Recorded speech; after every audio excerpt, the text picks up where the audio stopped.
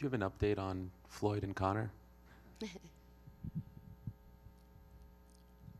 Connor, is having a baby any day now, and after Connor has his baby, Connor and I are going to meet in New York.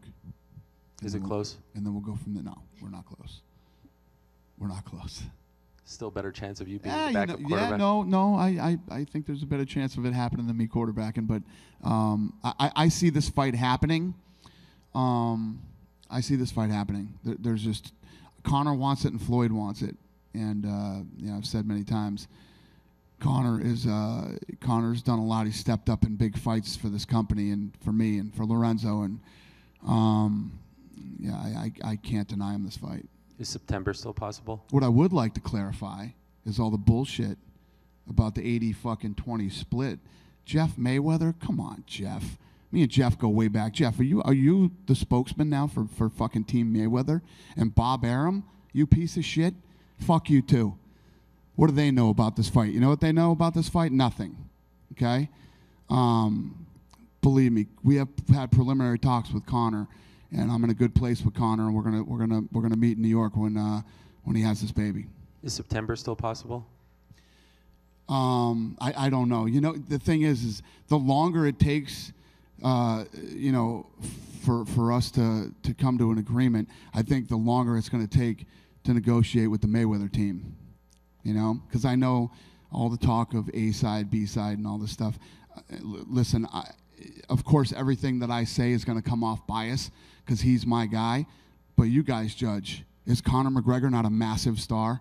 And is this not, this fight here, Floyd doesn't make this kind of money either without Conor. So Conor's just as important as Floyd when it comes to this fight. Would you have not to mention the fact that Conor's actually stepping in and boxing him and not saying, hey, let's fight in mixed martial arts.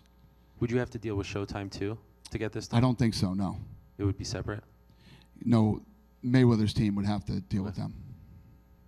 I'm dealing with my side. I'll let them deal with their side. So you've talked to them? To Mayweather's? Yeah.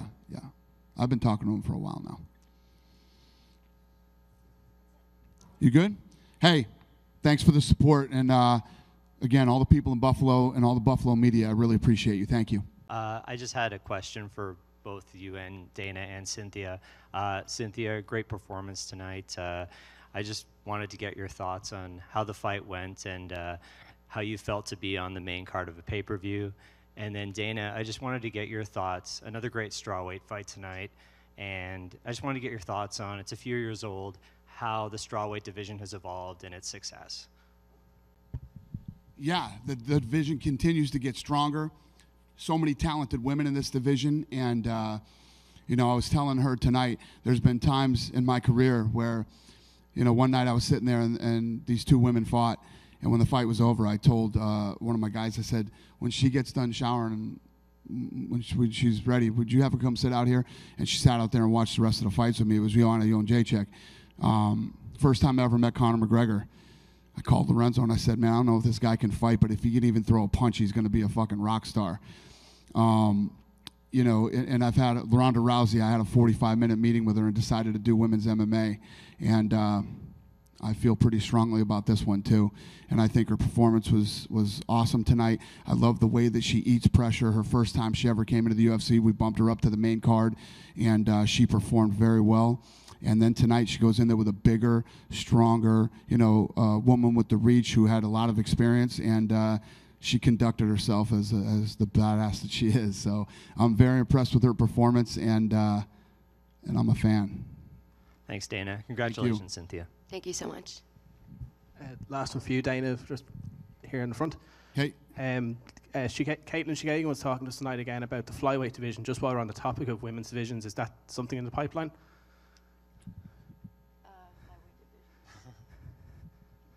Yeah. The talent is incredible. You talking about the women? Yeah, is there a women's flyweight division? Yeah, absolutely.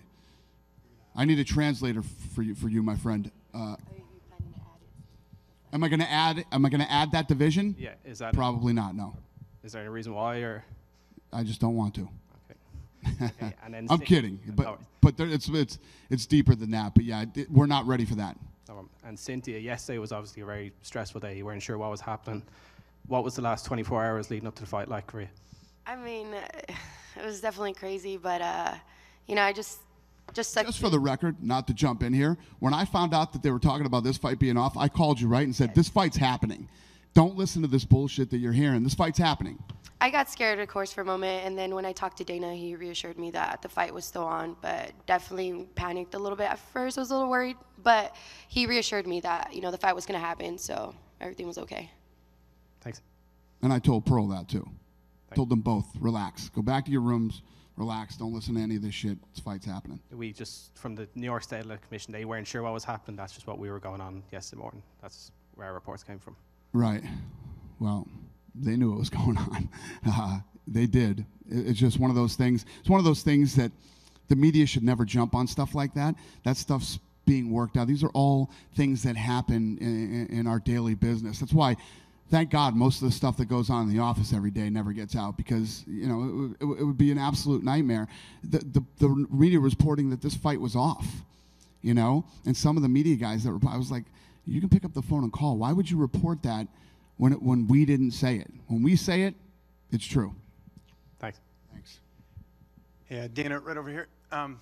You're talking about the media reporting the the fight being off and everything. I believe it was the commission though that actually reported it. So I guess you're saying that yeah, we should check with you guys. Or? Yeah, check with us. Okay, fair enough. Yeah, I mean, listen, this woman right here is brilliant and available all the time, and never once did she tell any of you guys that this fight was off. And she's in constant communication with me, and it's just Okay, but you can understand though, the commission is saying something and it's being reported. That's so the commission put out a statement about the fight being off. No, there was a video that came out from one of the commissioners saying that the fight had been off, and so I believe that's where the confusion was. It's crazy. It's crazy. I didn't know that. Anyways, any update on Canada? We're here in September. There might be a show up somewhere. We don't know yet. Is there any update on that? No. Okay, good to know. And Cynthia, congratulations on the victory. Did you feel like you were going to get the finish in this fight? Because Pearl's very tough, and you had a bunch of attempts, and this finish obviously came later. I'm always expecting the finish. I'm not the type to want to leave it to the judges by any means. I have 5-0, 4 finishes, only 1 decision. I'm not looking to leave it as a decision. So I knew I was going to get the finish. I knew she was going to be a tough, bigger opponent, and she was going to be hungry. She's from Chicago. I knew she's hood. I'm from the hood. I was ready to bang. I was ready for a 3-round war, but I knew I was going to get that finish. And does it kind of hit you yet how big this win is? You get another finish, you got the undefeated record, and the UFC obviously thinks very highly of you, putting you on a back-to-back pay-per-views. Does that sort of hit you yet? Not exactly. I mean, I've been working for this for a long time. I knew this day was going to come. I didn't know it was going to be this fast, but yeah, I need to take a little bit of time off just to let it all sink in. I haven't even been a professional for a year. I made my professional debut in August. I had five fights in 8 months. So I got to sit down a little bit and just really take it all in. But I do want another one before August or by August. I want to get 6 fights in a year. Yeah, and just quickly, you mentioned that everything's been very fast for you this year. I know pre-fight you said you might want a little bit of a break in between here because you haven't had much time to take off. What are the plans to sort of get a well-deserved vacation? Just go spend time with my family and just really just reorganize and really just let everything sink in. And then just get back to work. It's a lifestyle for me. I love this. I love this a lot. It's my life. So I'm definitely going to try to enjoy it as much as I can, but I'm going to get back to work probably very soon. Hi there, Dana. I have a question for you over here. You back in UFC 208, you crowned a female featherweight champion, yet we haven't seen much activity in that division since those 2 months. Are there any plans going forward to maybe bring in more female fighters at 145? Yeah, that's a tricky one. Jesus, I don't even know what to say about that. We'll have some announcements about that soon. I can't even get into that right now. My head will explode. But yeah, it's been weird.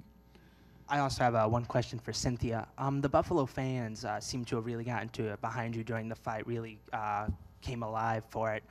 Is that kind of fan interaction, what does that mean to you so early in your career? I mean, I love this. I mean, we wouldn't be as big without the fans, you know what I mean? So it's great. It's amazing. You know, I love doing this, and to have people support me doing this is even better. Thank you both for your time.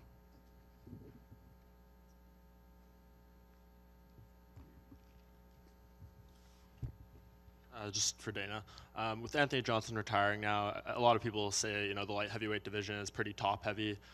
What does this do to lose a top 3 guy in that weight class when there's, already a shortage on title contenders? I don't ever think about that. The reality is we're going to keep bringing in talent. We're going to keep putting on fights. We're going to keep doing what we do. The fact that he retired, that's what he feels he needs to do right now, then that's what he needs to do. I'm happy for him. I hear stuff all the time. Been hearing, what are you guys going to do when Chuck retires? What are you guys going to do when GSP's gone? What are you going to do when this one's gone, when that one's gone? We're going to keep finding new talent and putting on fights.